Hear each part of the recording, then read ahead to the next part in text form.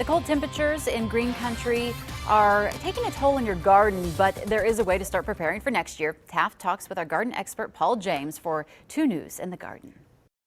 Good morning. Welcome back to In the Garden, and we're actually in the garden. We're in your garden again this morning, Paul. And now that we've seen the first freeze, now that a lot of our crops, at least those warm season crops, we've already pulled up, and we have a bed that looks similar to this. Now we got to think about putting it to bed. That's right. We're going to put the bed to bed. We're going to put a blanket on the garden. Okay. So this has been growing crops, for all through last spring, summer, into fall.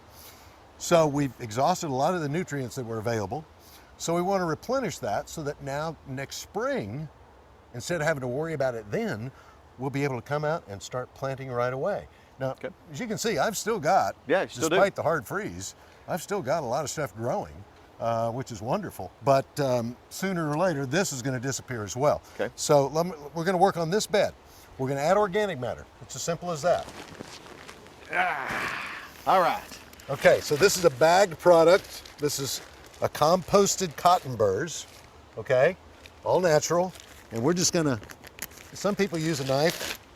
I use my teeth. And all we're going to do, it's as simple as tear the bag open, dump the contents. Look at that. Nice, that looks rich, nice. Beautiful stuff. All right. All right. Now, grab that rake over there. I'm going to put you to work. Okay. Rake that smooth.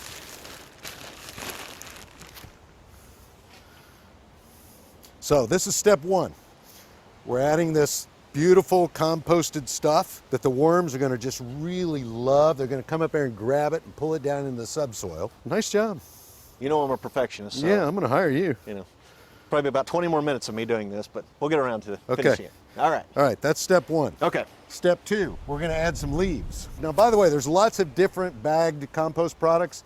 Mushroom compost, a blend of alfalfa and manure. There's all kinds of good ones. And then, of course, I make my own. Okay. So if you've got your own homemade compost, then by all means use that. So on top of that, shredded leaves. Lots of nice shredded leaves. All right. This is what we always talk about, keeping those leaves around, not to bag them and get rid of them, because you can use these things. That's right. No leaf leaves the property here. Earthworms, other microbial critters, they're going to love this stuff. So that's our second layer. Okay. And our last layer is good old straw. Straw. Now look, this has already started to decompose. This has been sitting out for about, 5 weeks. And you can see this stuff right here. This is a fungus, a beneficial fungus that's already starting to break down this straw. And this is a good thing. People look at that sometimes and freak out. This is really good. Okay. It's actinomycetes is what it is. Thought so. So we're just going to take that. And this is not hay, by the way. Hay is often full of weed seeds cut from Bermuda pastures.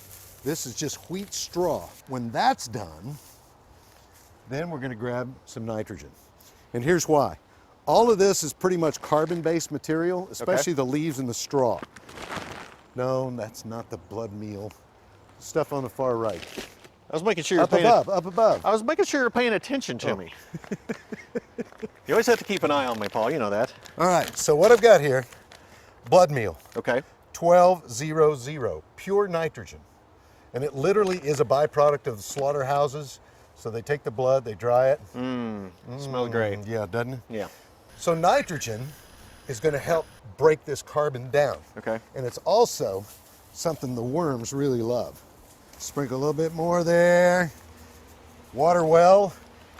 And you don't have anything to do for the next several months. It'll all take care of itself. All right, so our bed's tucked away. It's going to be nice and warm for the winter and ready for our spring. Absolutely. Ready for planting late February for potatoes. That's probably what I'll be putting in here. But between now and then, we can still enjoy some of our cool season crops, right? Absolutely. And speaking of which, yes, I got you a little something here. Look at there, rainbow carrots. Very nice. Yeah, I got a good crop of carrots this year. They taste better when you wash them, but yeah, I think so. We'll go wash these first. looks great though.